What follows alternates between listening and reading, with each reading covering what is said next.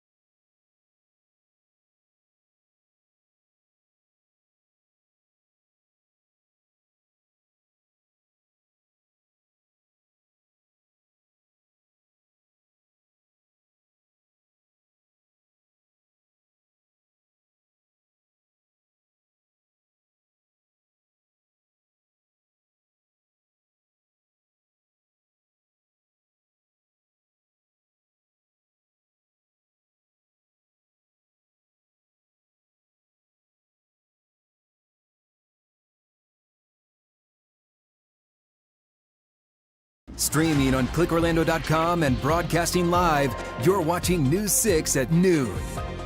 As of the latest update, we now have Tropical Storm Jerry still spinning out there in the Atlantic. Could become a hurricane pretty soon. We'll have more on the latest forecast cone and a look at the tropical moisture still in place for us here in Central Florida coming up in minutes. Plus, attention Kmart shoppers, what one local city has planned for a now vacant store and what it means for future growth. And a violent scene along a busy Brevard County road, leaving 3 people hurt. The latest on the shooting that the sheriff is calling an ambush. And we're also following some breaking news in Seminole County. Here is a live look inside Decision Tactical in Sanford, where Florida's Chief Financial Officer, Blazing Golia, is talking about a DOGE audit spending in the county. Your Seminole County community correspondent, Catherine Silver, is inside this briefing and learning more about it. She will have the very latest this afternoon on News 6 at 4. Also breaking, you just heard it from Candace in just the last hour. Tropical Storm Jerry formed in the Atlantic. Chief Meteorologist Candace Campos tracking the storm and what it all means for us. Is this something we need to watch, Candace? No, not at all. At this point in time, if you have any cruise travels or you're planning on maybe heading out to the Caribbean between now and the end of the week and into the weekend, this might play a bit of a role. But at this point in time, jumped over tropical depression status, now a tropical storm getting the name Jerry. As of the 5 a.m. advisory, you can see it's going to continue to speed pretty quickly towards the west, about 24 miles per hour. It looks like it will start making its closest approach towards the Leeward Islands as a Category 1, maybe low end Category 2 hurricane come Thursday and Friday, and then finally watching that turn towards the north, a bit closer towards Bermuda by this weekend. But we are watching an approaching cold front that will be bringing us some cooler changes this weekend, helping to nudge that system away. In the meantime, though, still plenty of tropical moisture still in place. Right now, we are looking still a bit on the unsettled side, not for everyone, as the coverage still much lower than previous afternoons around the lunchtime hour. Still, the bulk of the rain still falling across portions of St. Cloud. There through the Turnpike in Osceola County as far south as far north as about the Kissimmee area. Now, most of this rain will continue to move out towards the west. Also watching a couple scattered showers, hit or miss, little dodging those tropical downpours in the forecast for the next couple of hours. But again, those fast showers are all thanks to the strong breeze that still remains in place. The problem with that, it will continue to really rough up the surf. Right now, we're at our low tide, which is where we've seen the most amount of beach so far today. But even you can see how rough the conditions are. Beach erosion, possible coastal flooding will still be in the forecast as temperatures continue to warm into those mid-80s. But we are going to see a little more rain before we cool things down for the weekend. We'll be breaking down the whole work week forecast coming up in minutes. All right, thank you, Candace. Developing right now, a violent scene in Brevard County. 3 people shot in what the sheriff is calling an ambush. And at this hour, the suspect remains on the run. This all happened in the middle of the afternoon Monday on Clear Lake Road, just a few blocks from Cocoa High and Eastern Florida State College. News 6's Mark Lehman is at the scene following the latest. Deputies say the 3 victims were in a car parked across the street when they were attacked by another group of people. The sheriff's office is calling the shooting isolated, but this was also a very dangerous situation for anyone who was in the area yesterday afternoon. Take a look at the response from Brevard County deputies. That's also where we're getting a sense of how many shots were fired. Investigators placed down dozens of evidence markers off Clear Lake Road near Rosentine Street. Reports of gunfire came in around 4:30 yesterday afternoon near a seafood restaurant. According to investigators, 3 people were in a parked car when another vehicle pulled up. That's when deputies say an unknown number of people got out and fired about 20 to 30 rounds at the parked car. Sheriff Wayne Ivey is calling this a targeted attack. It appears this was an ambush that took place, some type of retaliatory thing, if you will, but it appears to be a very isolated incident. There is no indication that this was not 2 groups of people that knew each other. Ivey says all 3 people in the parked car were shot and taken to local hospitals. So far, deputies have not identified the victims or released any information about their conditions. And while investigators finished gathering evidence out here yesterday, they also have not released a description of the suspect's vehicle. We're working to learn more about that. We're also asking the sheriff's office if they've been able to uncover any surveillance video. Meanwhile, anyone with information that can help is urged to call Crime Line. For now, reporting in Brevard County, Mark Lehman, News 6. New at noon, a man accused of pointing a gun at kids has been arrested in New Smyrna Beach. Here's some video of 43-year-old Christopher Evanson being taken into custody. So this incident happened on Saturday on the Intracoastal Waterway. Police say several kids told them Evanson here was operating a Key West boat and got angry when they created a wake near his vessel. Now, police say Evanson then pointed a handgun at the kids, threatened to shoot them as well. Police later found his car, which was towing the boat, parked at a home on Florida Avenue. Evanson is facing 5 counts of aggravated assault with a deadly weapon and improper exhibition of a dangerous weapon. He is currently being held on a $25,000 bond. Also new at noon, an armed carjacking in Volusia County lands a man behind bars. 34-year-old Grant Hargood James was arrested yesterday. The Volusia Sheriff's Office says a driver told them he pulled over after being flagged down by Hargood James. He then pointed a gun at the victim, telling him to get out of the car before driving off in the vehicle. Now, after the driver called 911, the vehicle was found abandoned near Seaway Avenue and South Peninsula Drive, right near Daytona Beach shores. The sheriff's office says Hargood James was eventually found with the help of several agencies. He is facing a charge of carjacking with a firearm. Well, Kissimmee is ready to revamp a once thriving shopping center. Leaders there looking to redevelop that old Kmart on Vine Street. And tonight, city staff will present the proposal at a meeting. Your community correspondent from Kissimmee, Stephanie Rodriguez, is at the shopping center with more on what's being planned. By starting from zero, Kissimmee hopes to give residents a new place to live and play. This is my wife. The first place the Florendos shopped when they moved to Kissimmee 5 years ago was Jason's Best Asian Market in the same area as the empty Kmart. If they will put up a residential establishment, it's good for the community. Now Florendo wants to see the space reinvigorated. Maybe be business establishment or shopping malls or residential area. And that's what the city plans to do. So we see this project as a catalyst for additional development to attract investment to create jobs along the main corridor. In July, Kissimmee asked for proposals, and after reviewing the submissions, staff is recommending the commission move forward with the plan by Captrata and Hedrick Brothers Development. Their proposal would transform this long abandoned area into 630 residential units, over 51,000 square feet of retail and commercial space, as well as an over 73,000 square foot indoor sports facility. David Rodriguez believes this project aligns with Kissimmee's redevelopment goals and what residents want to see there. So the input of the community was that they wanted to see commercial development, mixed use, green areas, gathering places, public art, entertainment, and also housing. While the city gets the ball rolling, residents like Ron can't wait for it to be redone. Possibly a 24-hour gym, something that keeps lights on and negative people out of the parking lot would be good. If the commission moves forward with the proposal tonight, that will give city staff the green light to enter into negotiations with the developers. Now, once that process is done, this will go back before the commission for a final approval. I'm your Kissimmee community correspondent, Stephanie Rodriguez, News 6.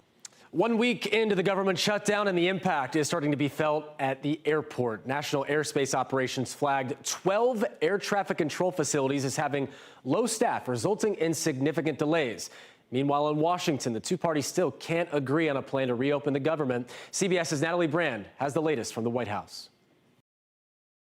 The shutdown is snarling air travel nationwide, with staffing issues reported in several airports coast to coast Monday night. The controllers yesterday were saying, we actually have to think about working 6 days a week, and then do I go out and take an Uber job and try to make extra money to put the food on the table? The most glaring example, no staff inside the air traffic control tower at the Hollywood Burbank Airport. Clearance is closed, ground's closed, local's closed, the tower is closed due to staffing.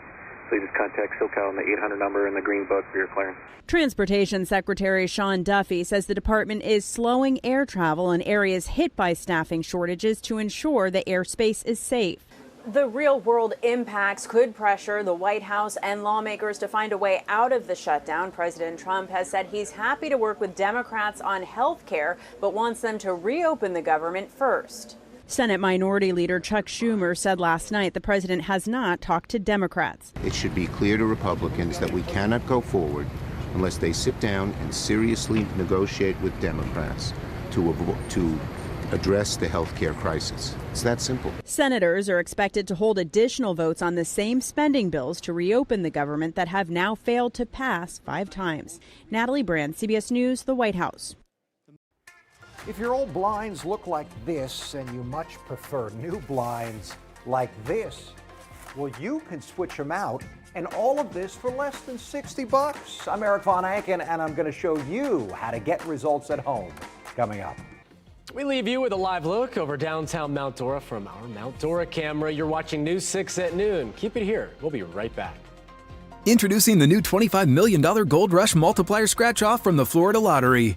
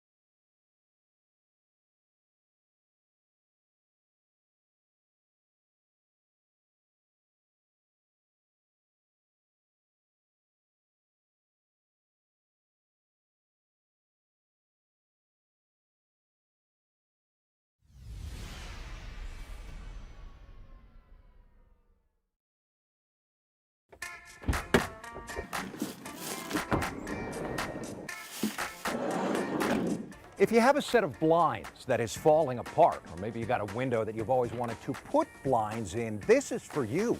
You don't need to spend a bunch of money on custom blinds because blinds come in standard sizes. And we are going to show you how to install them. Karen, we are here to get results. Come on in. And you got company. I got a set of old blinds that need to come down, and I went and ordered some new blinds. These are what you got, off the internet, right? Off the internet. How did you know what size to get? I got a tape measure. I measured the width. I measured the height. Okay, and you paid what? $60 for them. $60, and these are nice. Nice, and they're cordless, So which for is even better. $60, you're going to get a brand new set of blinds. We get a here. set of as soon as you put them up. Let's go to work. First step, which is the easiest step, is dismantling the old blinds.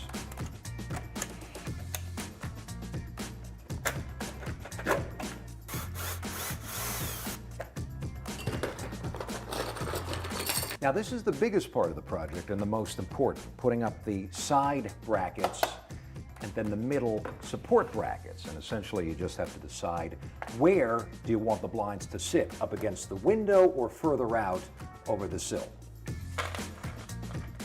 These are the screws that came with the blinds, but the problem we have here is the wall is hollow, like so many walls in our houses that we find out are hollow when we try and hang something, right? So at Ace, we got these drywall anchors, and each one of these anchors will hold, you see, 57 pounds. So that's plenty.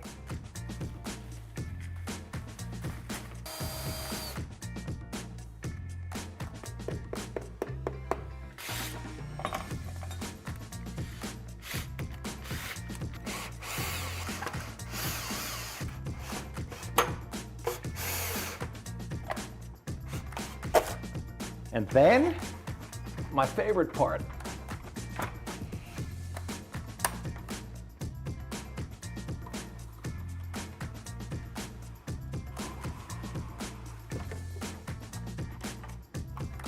I'm happy with that.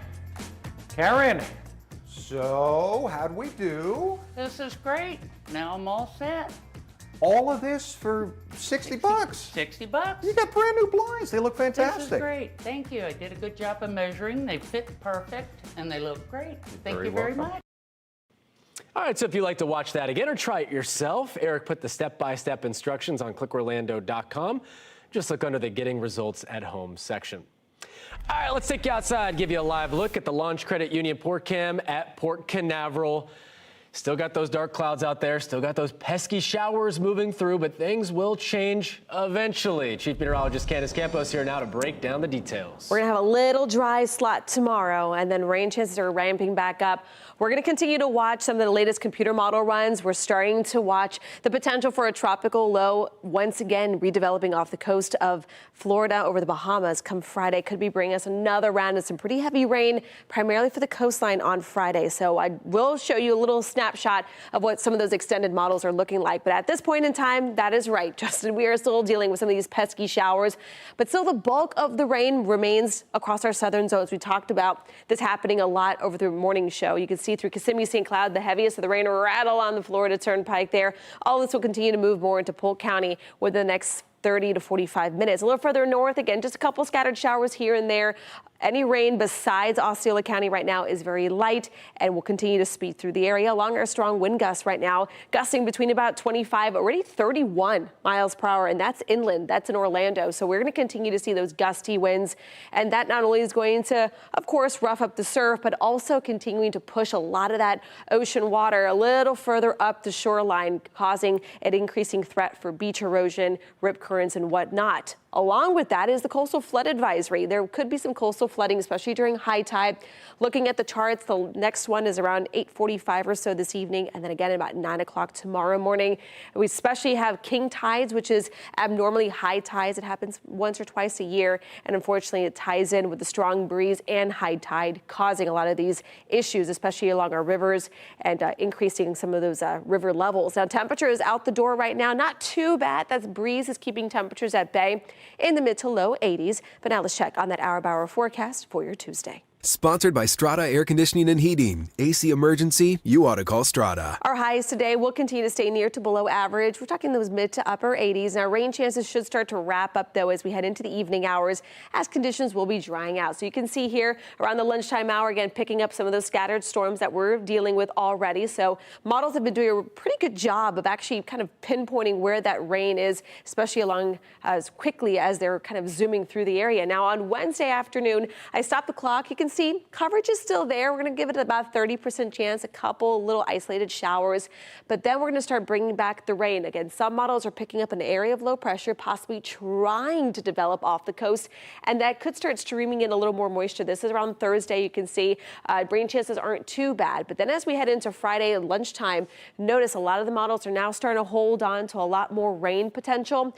Some forecasts showing upwards about 2 to 3 inches of additional rain in the forecast between Thursday and Friday. That is something we're going to continue to iron out. Been talking to meteorologist Jonathan Kakis as well. He'll update you with the latest computer models once he gets in for News 6 at 4. In the meantime, though, we're going to watch that little low start to develop. It's going to finally start pulling away as we watch the approaching cold front come in. And as that cold front comes through, it's going to basically push all that moisture out, bring in much drier air. And we're going to notice not only will the air be more comfortable, temperatures will start cooling back down into those low 80s. Coolest point of the weekend looks to be Sunday morning, with our wake-up temperatures even getting down into the 60s. So again, we got a lot to get through before we can enjoy that nice weekend. But again, do expect a pretty soggy setup to end the week. Justin.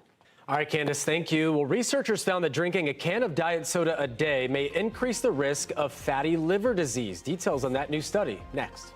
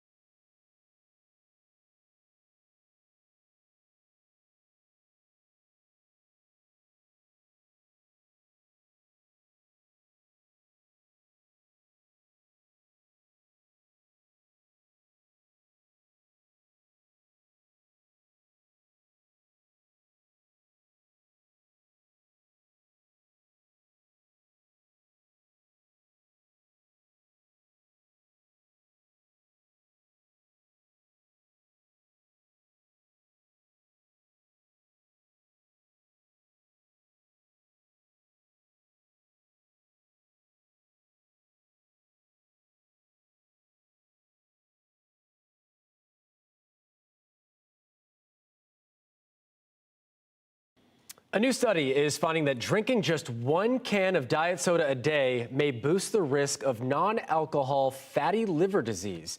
That increased risk is about 60%. International researchers also noted that drinking a sugary beverage could raise that risk by 50%. NAFLD is a condition that causes fat to build up in the liver of people who drink little to no alcohol. The damage can resemble that of a heavy drinker of alcohol and lead to cirrhosis and liver cancer. Participants who substituted water reduced their risk by nearly 13% for sugary drinks, Water over diet drinks cuts the risk more than 15%. We'll settle in with a snack and check out the all-new primetime lineup on News 6 tonight. Matt and Ginger have a new take on the day's news on News 6 tonight. That's at 9 o'clock. Go in depth as we track the tropics and answer your weather-related questions with meteorologist Jonathan Kegas. That's at 9:30. And then watch the late news an hour earlier. It's all tonight on News 6 Plus. Download our streaming app for free. Search WKMG in your smart TV's app store. It's also available on Roku, Apple TV, and Fire TV. Keep it here. We'll be right back.